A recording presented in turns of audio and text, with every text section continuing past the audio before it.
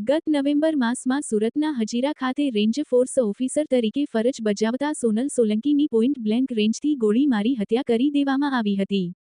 સોનલ સોલંકી પોતાના ગામ જોખાથી પોતાના પુત્રને મૂકવા માટે કામરેજ તરફ જઈ રહ્યા હતા। દરમિયાન જોખાથી માંડ 2 કિલોમીટર દૂર તેમની કાર અટકાવી તેમને માથાના ભાગે ગોળી દરબી દેવામાં આવી હતી। જો કે પ્રાથમિક દ્રષ્ટિએ જોતા સામાન્ય અકસ્માત જેવું લાગતું હતું, પરંતુ સારવાર દરમિયાન માથાના ભાગે ગોળી મળી આવતા તેમની પર હુમલો થવાનું સામે આવ્યું હતું। સોનલ સોલંકીના પરિવારજનો દ્વારા સોનલ સોલંકીના પતિ નિકુંજ સોલંકી વિરુદ્ધ હત્યાની કરાવી હોવાની શંકાના આધારે નામજોગ પોલીસ ફરિયાદ નોંધવામાં આવી હતી। જો કે ઘટના બાદ નિકુંજ ફરાર હતો। બીજી તરફ સોનલ સોલંકી હોસ્પિટલમાં જીવન મરણ વચ્ચે ઝોલા ખાઈ રહી હતી। જો કે પોલીસે થોડામાં જ નિકુંજ ગોસ્વામીને ઝડપી પાડ્યો હતો। નિકુંજ ગોસ્વામીએ પોતાના અંગત મિત્ર ઈશ્વર ગોસ્વામીને પૈસા આપીને હત્યા કરાવી હોવાનું તપાસમાં સામે આવ્યું હતું। જો કે પોલીસ હજુ પણ હત્યા માટે વાપરવામાં આવેલા હથિયારને શોધી રહી હતી। આરોપીઓ દ્વારા જ્યાં હથિયાર ફેંકવામાં આવ્યું હતું ત્યાં પણ તપાસ કરવામાં આવી ઉતરી, પરંતુ મળી આવ્યું નહોતું। જેથી પોલીસે હથિયાર કોને આપ્યું તેની તપાસ હાથ ધરી હતી। આરોપીએ કબૂલાત કરી હતી કે બિહારના ગયા જિલ્લાના રાજુ ઉર્ફે સૂરજ શર્મા પાસેથી આ હથિયાર લાવ્યા હોવાની કબૂલાતને લઈ જિલ્લા પોલીસ ગયા ગઈ હતી, પરંતુ આરોપી ત્યાં મળી આવ્યો ન હતા।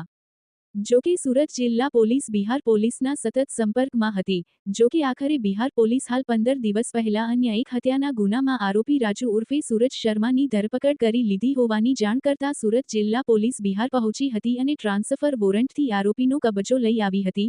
હાલ આરોપીએ કબૂલાત કરી લીધી છે કે તેને આશરે 1 લાખ રૂપિયામાં 2 હથિયાર ઈશ્વર ગોસ્વામીને આપ્યા હતા। જગદીશ ભરવાડ, ન્યૂઝ 14 વ્યારા। ગઈ તારીખ 6 નવેમ્બર 2025ના દિવસે કામરેજ પોલીસ સ્ટેશન વિસ્તારમાં જોખા ગામે સોનલબેન સોલંકી કે જેઓ ફોરેસ્ટ ડિપાર્ટમેન્ટમાં આરએફઓ તરીકે નોકરી કરતા હતા, તેમની હત્યા કરવામાં આવી હતી। આ હત્યાના ગુનામાં તેમના પતિ નિકુંજ કાંતિગીરી ગોસ્વામી અને એમનો સાગરીત બીજો એક આરોપી ઈશ્વરપુરી મંગુપુરી ગોસ્વામી, આ 2 આરોપીઓએ મુખ્ય ભૂમિકા ભજવેલી હતી। આરોપી નિકુંજ દ્વારા એમના મિત્ર ઈશ્વરપુરીને અને અન્ય આરોપીઓને સાથે રાખી અને આ જે મહિલા છે સોનલબેન સોલંકી, એમને મારી નાખવા માટેનું કાવતરું કરેલું હતું।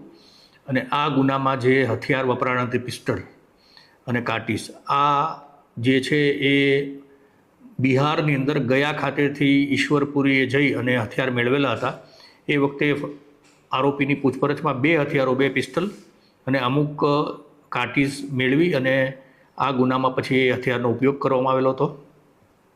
આ જે હથિયાર સપ્લાય કરવામાં જે આરોપી સંડોવાયેલો હતો એનું નામ છે રાજુકુમાર ઉર્ફે સૂરજકુમાર, એ સન ઓફ વિજયસિંહ શર્મા। આ મૂળ બિહારના બોધગયા ગામનો વતની છે। આ આરોપીએ હથિયાર સપ્લાય કર્યા હોય અને જે તે વખતે તપાસ કરનાર અમલદાર દ્વારા એની તપાસ કરવામાં આવેલી, પરંતુ આરોપીની મળી આવેલો નહીં અને ધરપકડ થઈ શકેલી નહીં। હાલનો જે આરોપી છે એ બિહારની અંદર ગયાની અંદર જે ખૂનના ગુનામાં 2024થી વોન્ટેડ હતો, એટલે બિહારના ગયા પોલીસ દ્વારા એની ધરપકડ છેલ્લા 15 દિવસ પહેલાં કરવામાં આવેલી હતી।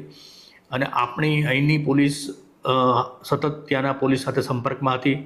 આની ધરપકડ થવાની માહિતી મળતા અહીંથી ટ્રાન્સફર વોરંટ કઢાવી અને બિહારની જે ગયા સેન્ટ્રલ જેલ છે ત્યાંથી આરોપી આ રાજુકુમાર ઉર્ફે સૂરજકુમાર છે તેનો કબજો મેળવેલો છે।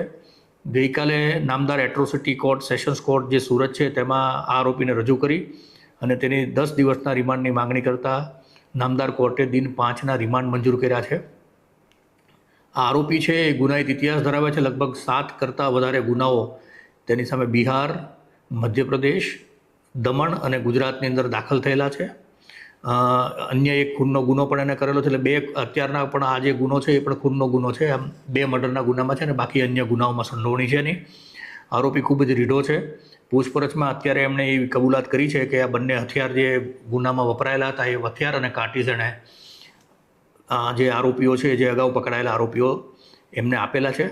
હાલમાં ગુનાની તપાસ ચાલુ છે। અગાઉ જે 2 આરોપી નિકુંજ અને ઈશ્વરપુરી જે પકડાયા છે એ બંને જણા હાલ સેન્ટ્રલ જેલમાં જ છે, લાજપોર સેન્ટ્રલ જેલમાં, અને આ આરોપી ત્રીજો પકડાયો છે અને આની હાલની ગુનાની તપાસ ચાલુ છે। સાહેબ, આજે હથિયાર આ સપ્લાય કરેલા હતા તે હથિયારો વેચાતા આપેલા હતા?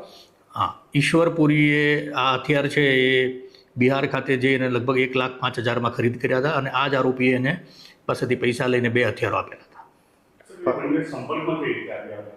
આ જે હાલનો આરોપી જે પકડાયો છે એ અગાઉ સચિન સુરત ખાતે આવેલો હતો. અગાઉ એની સામે સચિન પોલીસ સ્ટેશનમાં એક ગુનો પણ દાખલ થયેલો છે, દમણમાં પણ દાખલ થયેલો છે, વાપીમાં પણ ભૂતકાળમાં પોતે કામ કરતો હતો. એટલે આ રીતે ઈશ્વરને સચિન મારે છે જે અને નિકુંજ અને ઈશ્વર આ બંને આરોપીઓ જે છે એ હાલના આરોપીને જે તે વખતે પણ મળેલા અને એને વાતચીત કરેલી કે જો જરૂર પડે તો હથિયારની જરૂર પડે તો આણે કીધું કે હું બિહારમાં છું ને તમારે જરૂર પડે તો મારો સંપર્ક કરશો તો હું તમને હથિયારો પૂરા પાડીશ.